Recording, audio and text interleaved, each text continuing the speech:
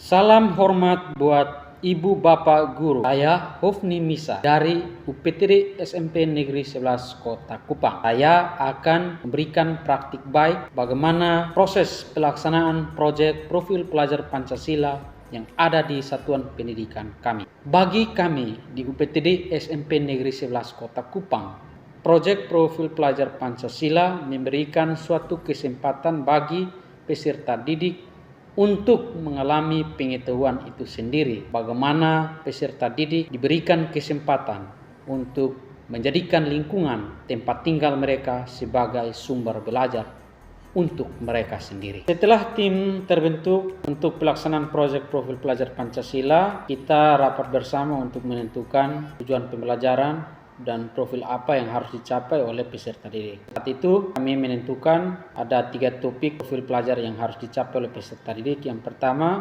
kreatif, gotong royong, dan bernalar kritis. Setelah membahas 3 topik profil pelajar Pancasila, mulai dari gotong royong, bernalar kritis, dan kreatif, maka tiap kelompok yang sudah terbentuk mulai godok tujuan pembelajaran, itu menyusun modul, setelah itu menyusun tipe asesmen yang harus digunakan dalam proyek profil pelajar Pancasila. Setelah itu kami menyusun pelaksanaan, mulai menekan tim melakukan pelaksanaan proyek pembuatan sabun dari bahan dasar kilo. Bapak Ibu Guru, bagaimana proses pelaksanaan proyek profil pelajar Pancasila? Yang pertama, kami merancang alokasi waktu untuk melaksanakan proyek profil pelajar Pancasila ini.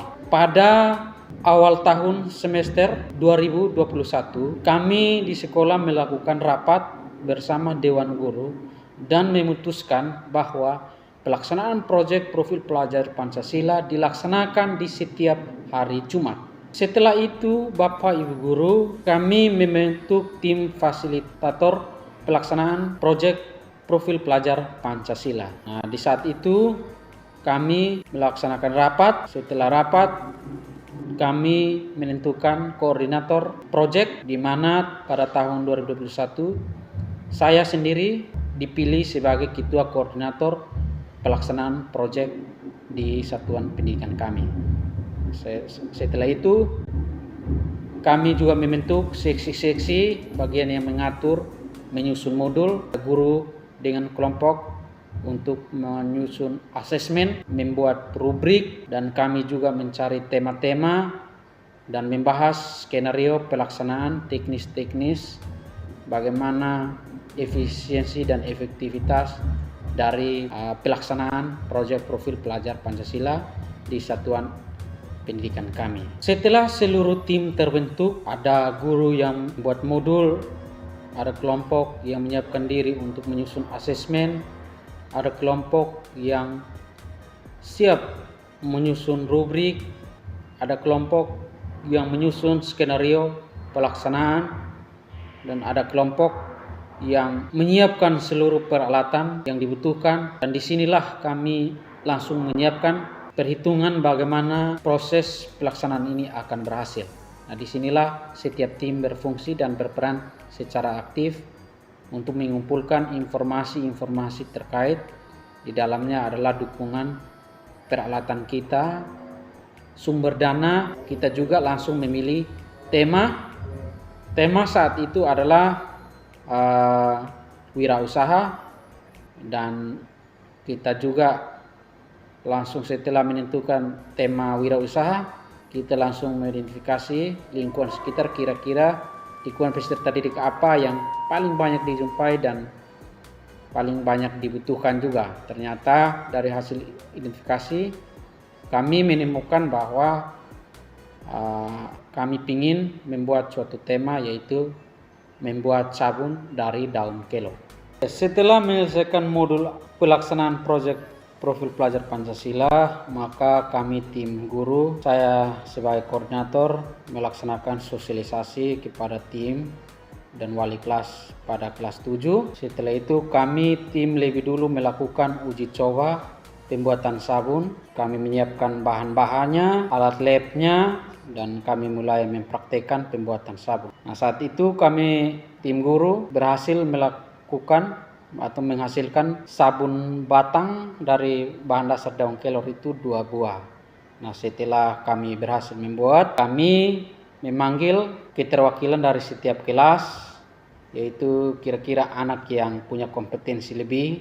Setiap kelas mewakilkan 3 orang tim untuk diberikan tambahan pengetahuan, sehingga ketiga orang ini akan menjadi tutor dalam pelaksanaan proyek profil pelajar Pancasila ini di kelas masing-masing. Nah, mereka datang, kita memberikan pelatihan dasar dan penguatan. Setelah itu mereka kembali ke kelas mereka masing. Setelah itu juga kita memberikan materi yang telah disiapkan oleh tim. Materi tersebut mulai dari pembuatan sabunnya, prosedur pelaksanaannya, prosedur pembuatannya, terus asesmen yang akan dinilai, tujuan pembelajaran yang harus dicapai oleh peserta didik selama proses pelaksanaan profil pelajar Pancasila ini. Dan kita fotokopi, memperbanyak materinya, terus kita membagikan kepada seluruh siswa. Setelah itu wali kelas dan guru pendamping masuk ke kelas untuk melakukan sosialisasi dan melakukan asesmen diagnostik awal.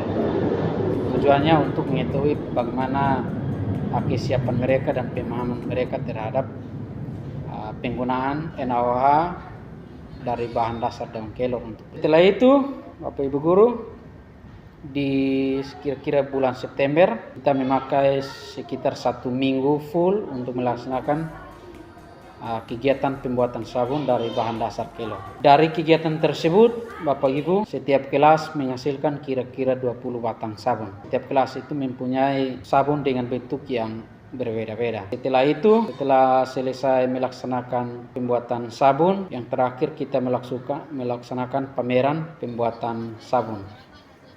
Dan saat itu kita memberikan undangan kepada seluruh orang tua kelas 7, dan kita mempresentasikan, kita mengutus beberapa siswa yang terpilih dari kelas yang menjadi juara dan berhasil melaksanakan pembuatan sabun dengan baik. Kelas itu yang melaksanakan presentasi di depan orang tua. Setelah pelaksanaan pameran, maka kita juga tim guru kembali berkumpul dan melakukan refleksi dan evaluasi secara bersama. Semoga praktik baik ini dapat bermanfaat bagi Bapak Ibu guru. Terima kasih. Cangkir madu. Alat-alat yang digunakan: penakar atau timbangan, termometer stainless steel, sarung tangan, kacamata pelindung, dan masker wajah. Blender tangan, pot stainless steel, mangkuk, cangkir dan sendok pengukur, sendok stainless steel, spatula silikon, cetakan sabun, dan kertas wajah. Produk berbahan dasar marungga dari NTT. Saat ini dapat kita lihat produk berbahan marungga sudah masuk kepada pasar lokal, domestik, dan sampai pada mancanegara. Ini membuktikan bahwa selain memberikan kesehatan, marungga juga menjadi salah satu komoditi yang bernilai ekonomi. Selain itu, marungga juga hampir setiap keluarga memiliki pohon marungga, sehingga kami serta didik menemukan ide untuk bagaimana memungkinkan daun marungga untuk makan tapi bisa menghasilkan untuk sabun. Kesehatan dari daun marungga. Berdasarkan ide ini, kami kembangkan dengan